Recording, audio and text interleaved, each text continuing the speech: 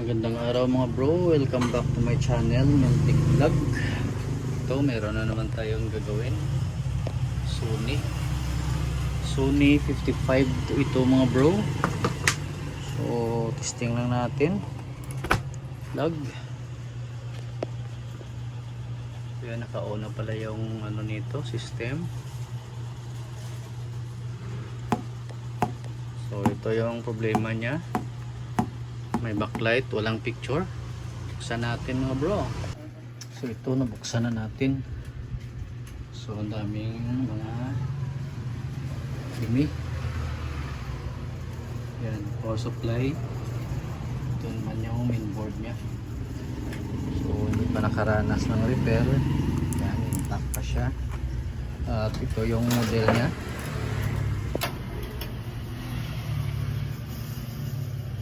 So yan. So linisan muna natin mga bro. Then isa natin. So dito tayo mag-execute. Yan, nakasilyo pa. So tanggalin natin tong 4 na tornilyo, 6, 8. Then kita natin yung Tacon dito sa loob.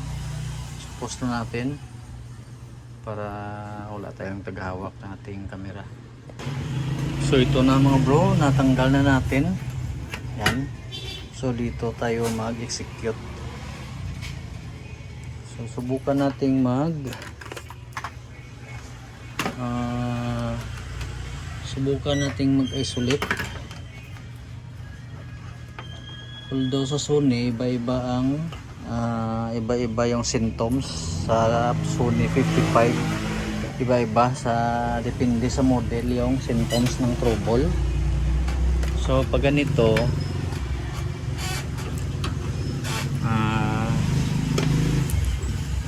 subukan nating i-check. So yan, hindi pa tayo nag-isolate. So magsukat tayo dito sa bone kung may supply. So wala. 12 volts. Mayroon. Tawid. Okay. So bunot. Hirap ating hirap ang ating lang hawak ng cellphone. Yan, bunot.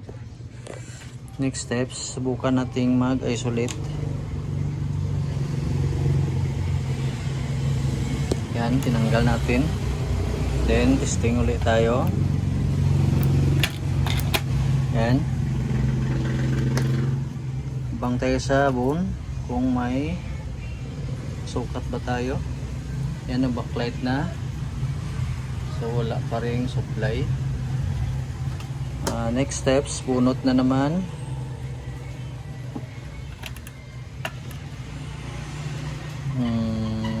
Ito, ngalin natin.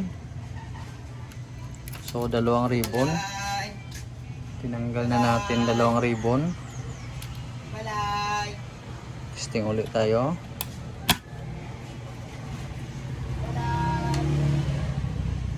Abang ulit sa bone. So wala pa rin. Wala nang nakakabit.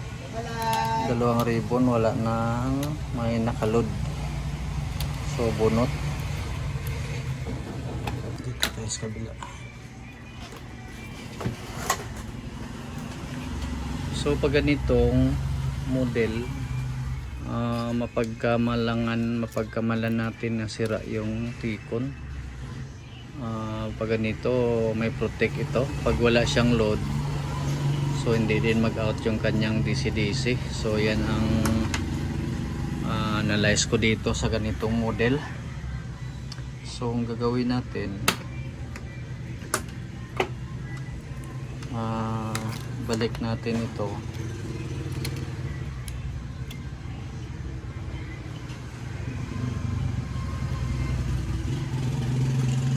Kasi yung ibang model is mag-isolate tayo, makikita na natin na may display siya. So ibig sabihin nagbato ng supply ang DC-DC natin. Pero sa ganitong sitwasyon, ganitong Tacon, pag walang load side, hindi siya ano ng supply, hindi nag oscillate atin DCIC ito. So ang gagawin natin, ito mayroon tayong napansin dito na mga clocking signal. Yan, CKB1 to 4, then CKBB1 to CKBB4. Why pa? Why? Base oh.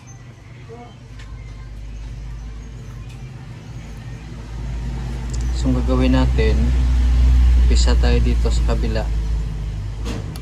Subukan tayo mag-blocking diretso. So ang signal nito is subukan natin magtira ng 6 na pins, then 6, then mga 10, so 16. From 6 bilang tayo ng 10, so 16 pins, pero sa 6 dyan tayo mag-umpisa. 10 pins yung tatakpan natin. So kuha lang tayo ng tip. Ito wala tayong stand, so pause lang muna natin. Then so ito na, naggagupit tayo ng ribbon. Gupit tayo ng electrical tape. So pause ko na lang, pastar ko na lang siya kasi nasira yung stand natin, wala tayong mapaglagyan sa ating camera. Tuloy tayo. So salamat nga pala sa mga bago kong subscribers at sa mga nakapag-subscribe na, maraming salamat. So ito yung ginawa natin, 6 pins, hindi natin tinakpan yan. Then nag-block tayo ng mga 12. So tingnan natin kung lalabas ba yung supply, lalabas pa yung supply na sa ating bone or BGH.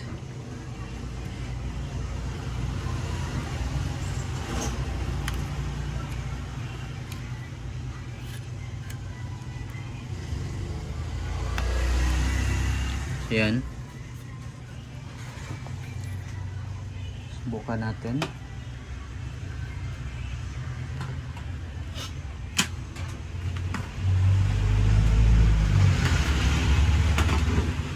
Plug natin, then tutok tayo sa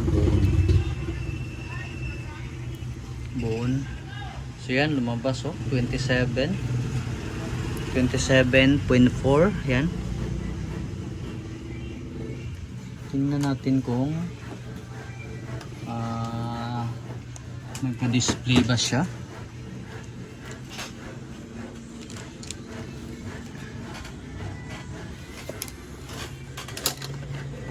Sikip yung shop natin, maraming pumapasok na mga malalaki, ano?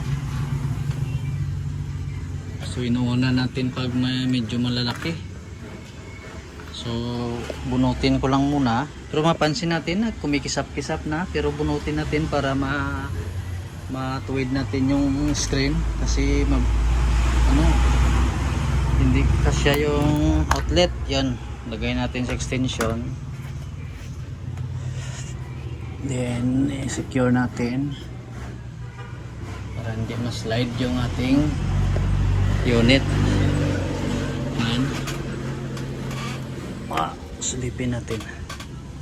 So yan na, may display siya, pero meron siyang yan o, tagal to naka-standby, hindi na paayos, sabi ng customer, mga 1 year daw naka-standby lang kasi hindi sila nakahanap ng taga-ayos, walang magsiservice. Pero sa atin, pinull out natin yung unit kasi mahirap sa kanila so pag ganito, negative na to yung guhit, yan o, parang may na dyan, yan sigurong sanhi na nagprotect kasi mayroong guhit na, so malamang natakpan na yung signal na dyan. So yan, nagka-picture. Yan, malinis man naman yung ano niya. Ano. So hanggang dito na lang mga bro. Maraming salamat sa panonood and God bless.